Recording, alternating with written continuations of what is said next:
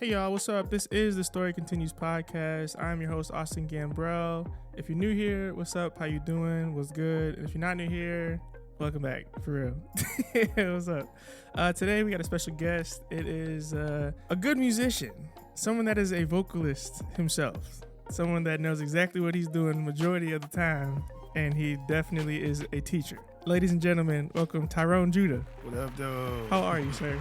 I'm good, bro. Thank you for having me. Of course. Why not? You know, this is a mental health podcast. Okay. So what have you dealt with or are dealing with right now?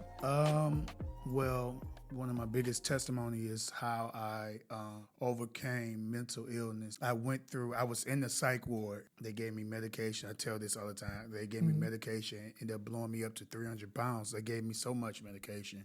Oh, wow. And yeah, and it was like they would give me this for one thing, and then they give me this to offset that, but it had a side effect for that. So they were giving me things to offset side effects. Dang. But so it was like a lot of pills and stuff. So to be honest, when people be like, how many pills and stuff? I'd be like, bro, to be honest, I kind of checked out because it's like, I don't want to, for me, it felt like torture to keep counting like this.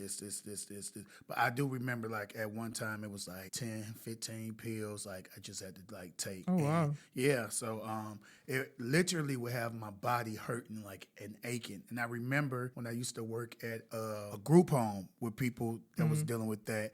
And I remember they would say stuff like, it hurt, like it hurt. And I'm like, why are they saying that? So when I ended up in the hospital, I was like, I know exactly what they mean. Wow. I went through all that. They diagnosed me with depression, and I wasn't schizo, thank God. But No, for real. paranoid. I was paranoid. Oh, wow. Yeah. So any little thing that was going on, I'm like, that kind of thing. So I went through it. I overcame it. And I ended up going back and going through it again after the pandemic. Oh, wow. Twice? Yeah. So Jeez. and like you came to my live recording, I testified about that. And his live recording slapped y'all. I appreciate it, good dog, for real. But yeah, I went through it again. And, me being a believer, I thought after that first time, like, okay, I won't ever go through it again. Yeah. But life is real. You feel me? Literally. And I went through it again, and it felt like it came back for, like, I'm about to take you out, So Oh, wow. I was able to, I prayed about it, and God led me to go to therapy. And, I got back on some medication. Put a side note out. Take your medication. Like, ain't nothing wrong with it. Like, it doesn't make God less of a healer. Yeah. Like, it does not discredit God. Like, I remember feeling like me going in the hospital and going through all that stuff. Hope I don't sound like I'm rambling. No, but, you are fine. When I tell you the other episodes, I'm telling you, this is perfect. Seriously. Okay. So, yeah, I remember feeling like when I went in the hospital and stuff, and like taking the medication, God literally telling me, take the medication, follow the steps of the doctor and all this kind of stuff. I remember feeling like, man, this is not the God that I've heard about. Yeah. I've heard testimonies. I went through this and God healed me. I never had to take medication. I never had to do this, that, and the third. But does that make God not God if you have to take the medication? Exactly. You have to go through the steps. Right. You have to go through that. And I come to find out that God is the God in the hospital, outside of the hospital, with the meds, without the meds. And he's still the same God. He's too intelligent for you to box him in. He's too big. Yep. So it really opened my mind and my understanding to know that everybody's process is not the same, but he's still the same God. You Absolutely. feel me? So yeah. Wow. So I went through all that and I'm here. I'm in my right mind. No, I'm seriously. sound. I'm happy. I feel like my medication now is God in the gym. Like the gym has helped me so much. Like people don't understand how therapeutic that can be. So yeah, that's me. That was perfect. That was so good. So you are a singer. Yes. And a vocalist. Yes. And you are a voice teacher. Yes. From my understanding. Yes. So talk about that. What's coming up? What's new? Well, even the way I got into that is funny. I got into that by basically shadowing my sis, Tasha Page Lockhart. Gotcha. I remember we work close together. We do music together, right? We do almost everything together when it comes to music. So I remember she was like, hey, Ty, I want you to come up to the studio.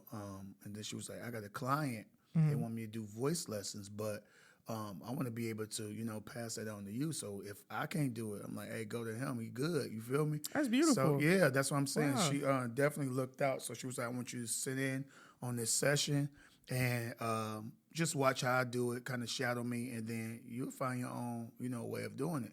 Yep. And that's how it really came about. I just did that, and I stayed consistent and diligent. Now my schedule it fluctuates up and down, so I definitely try to find a way to accommodate everybody. And still, not give myself the shorthand, So, yeah, I've been figuring that out, and that's been very fun, and it's been, it's been taking some time, but I'm very happy about it. So I think I do more so vocal coaching than like teaching. Only reason I say that is because I have not went to school for it, but I have accumulated some great things over the years in my experience, And like I say, I'm always open and willing for God to lead me. I'm God-led in everything I do. So it's crazy because there's times that I would do voice lessons with people, and they'll be telling me like, yeah, I tried to sing this note and it's too high, woo, woo, woo. And I literally will hear God say, ask them this. And I ask them a question. They're like for example, I remember I asked somebody like, what is it that happened to you when you was younger, like that stopped you from, and they'd tell me, and I'd be like, I feel like you need to kind of deal with that. And then it will open their singing up because they had fear from that, situation. And I'm like, dang God, that was you for real. Cause who would have ever thought that would unlock potential in singing? You feel me? So I like to say I'm God-led with my coaching, vocal, technique. And I just love to do that because I learn from people. I learn better methods. Like, oh, I like the way you do that. I'm apply that. My mantra for that whole thing is I'm forever a student. So I'm not above anybody. Yeah. I can learn from the best. I can learn from the worst because we all got something that we can, glean from. So yeah, that's the whole spiel. Oh, I'm learning so much right now. Well, I'm glad you are, bro. Oh, for real. So how do you deal with like I know every day's not like the best day, but how do you deal with like the hard days or sad days? Well, of course, prayer, but I think outside of prayer, really is nothing outside of prayer. Like, I feel like it's always prayer, and from prayer, I'm led to something, But the biggest, most consistent thing for me has been the gym. I got you. Like, it's even times I'd be like, I don't feel like it today, but I know I just let me get there. Once I get there, it's like, I'm here. No, for real. I'm so glad I'm here. If I need to take a little pre-workout to give me a little jump, right. Let me do that. But once I get in there, I'll be so glad that I'm there because it's like, yes, I needed to be here. And crazy thing, inside of that nobody knows about, I remember God told me, he was like, once I get locked into the gym, everything that I want and need is going to come from there. And I'm learning like even that discipline, that persistence, that paying attention to detail, the researching things to find out what I need to do in order to get the results that I want to get. Like it's just so many things, that principles that I'm learning, just locking into the gym, that it carries over into other spaces in my life. So I'm just grateful. I'm like, every time I think about God, I think about the scripture that talks about to the only wise God. Like he's wise beyond years, beyond our mind capacity. No, like he just knows what to do. And it's like the beauty of it is our journeys, I think I mentioned it, our journeys are all different, but it's still the same God. And it's the God that's leading everything. It's like, dang, I know about God leading, but it's amazing to see that he led you that way and you got to this point and you got those results versus you going through whatever you're going through and God leading you a certain way. So I think that all is very, what's the word I'm looking for? Intentional with God, because it just shows you, don't lock him in and don't try to follow somebody exact pattern, because he wants to be Lord of your life. You feel me? So I think I know that's been the biggest thing. Him leading, guiding me, and the gym. Those two things paired together. And it was a time therapy was.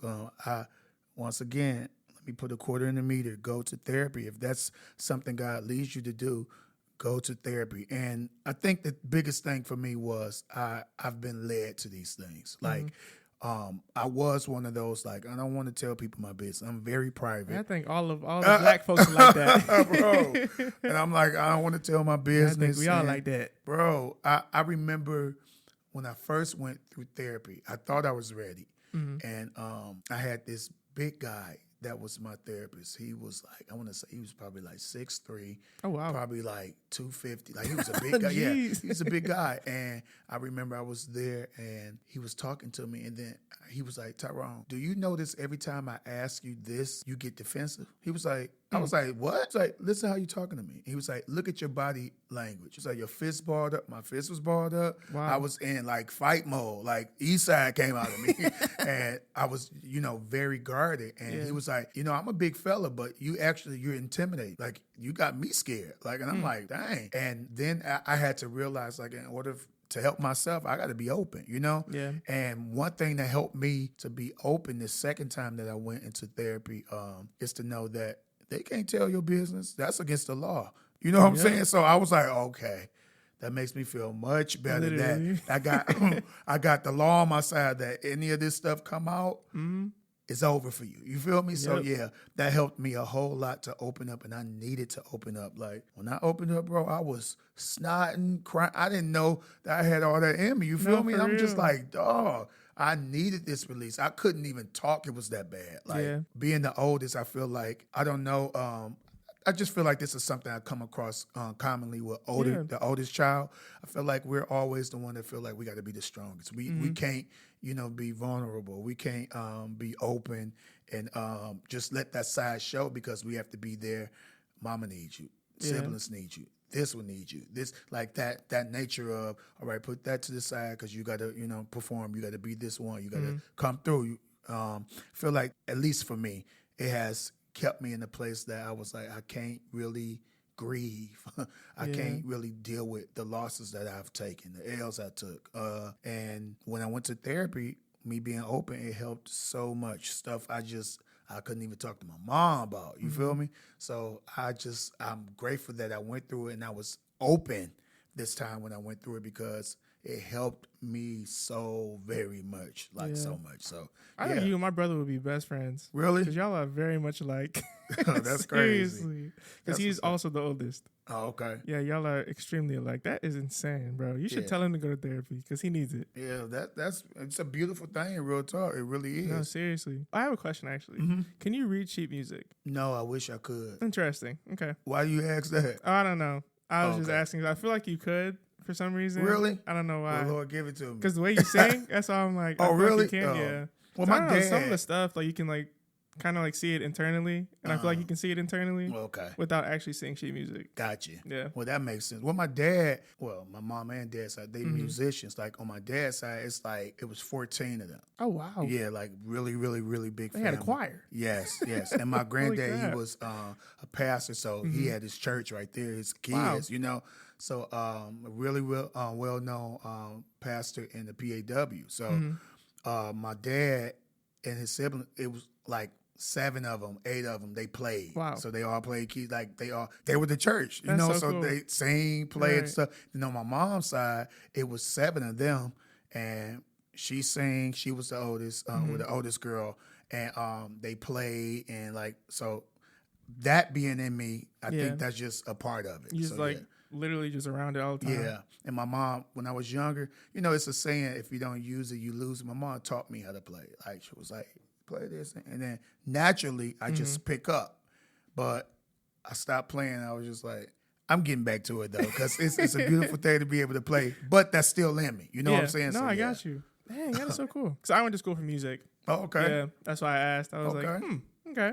I don't know, because it's kind of cool to see, like, from going to school with, like, music people and then meeting other music people, but they don't know, like, how to read sheet music, but they're as good as the people that know how to read sheet music. That's dope. Which is crazy. That's but what would you tell your younger self? Well, it doesn't have to be that young. Probably, like, 20 years ago you. Lock in. Just lock in with yourself. Like, you're him. Like, for real. Like, you have what it takes. Absolutely. Like, people are really looking to you while you're looking to them. Like, so lock in with you. Like, don't let nobody shake your confidence. Don't let nobody make you second guess what you know you feel, because at the end of the day, you know it. Like, trust you, you know? So that's really what I would tell me. Like, bro, you him. Like, and you been him. And people been playing in your face. And because you are a person like that's not prideful, like you're open to, you know, people's opinion and stuff, that has been kind of detrimental to you as well. Because people you trusted, they talk down on you. They put seeds of discord in you, and it made you doubt yourself. Yep. So I would say really lock in, and once you lock in, don't let nobody get your focus off. Like, lock in with the music.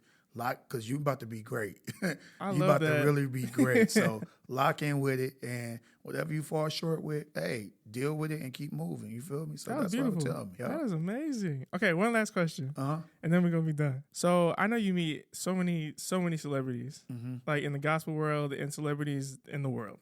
Does that ever do you ever feel intimidated by them or what they have, or do you learn from them? Well, I'm gonna say this. I think when I went through mental illness, it really killed my confidence.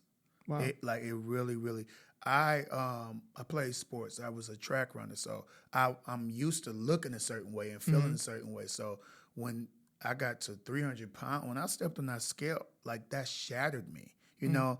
And even now, I feel like I'm just now getting my confidence back and just how I look, you know. Yeah. I'm saying all that to say that because it shattered my confidence, it made me feel like, oh, what I got is not what they got, you know. Yeah.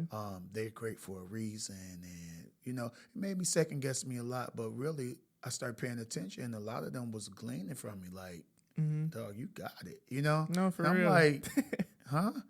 And even it was some that wouldn't say it. They start singing like me, like my style. I'm like, bro, for real? Right. I know me when I hear me, you feel me? So I'm like, not that I'm tripping, because I've gleaned from people. Like, Brandy is one of my favorite singers. So vocal beast. Like, and she does no wrong to me. So it's like, I get it, and I want people to hear the influence from her, but I want them to hear me. So you know when you hear yourself, you know, and you're not crazy. So I think it did, after going through that, it did mess with my confidence, and it made me feel kind of like I needed to shrink because, like, I'm not them. I don't feel like me. But now I'm like, what's up? Yeah, you're such and such, but I'm Tyrone Judah. What's up? You know? And I'm grateful for every connection.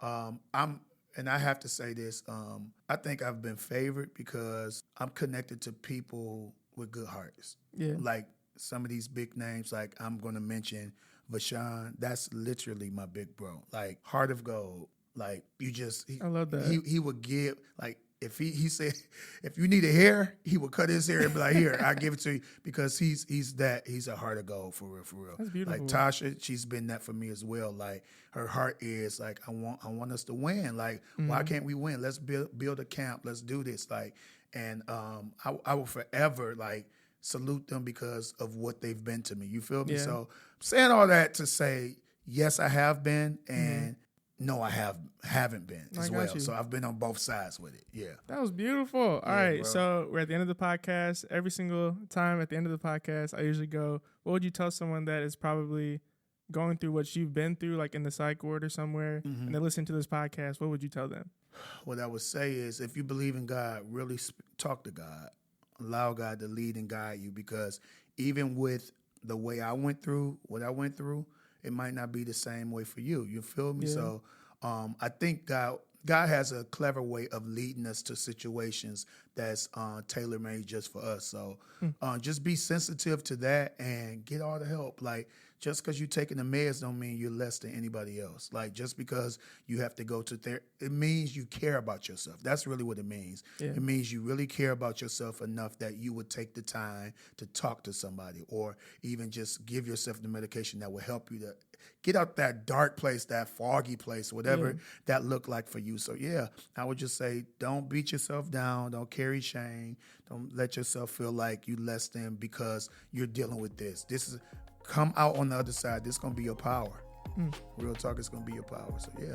That was amazing. Thank you, bro. That's the whole podcast. I'm gonna end it right there. That was it. We done. Want to say goodbye to the people? Well, thank y'all for listening to me, and thank you again, bro, for having me. Absolutely. And, I would just say lock in with me. I got some great things coming up, and appreciate y'all taking the time to listen to me. All right, love y'all. Be great.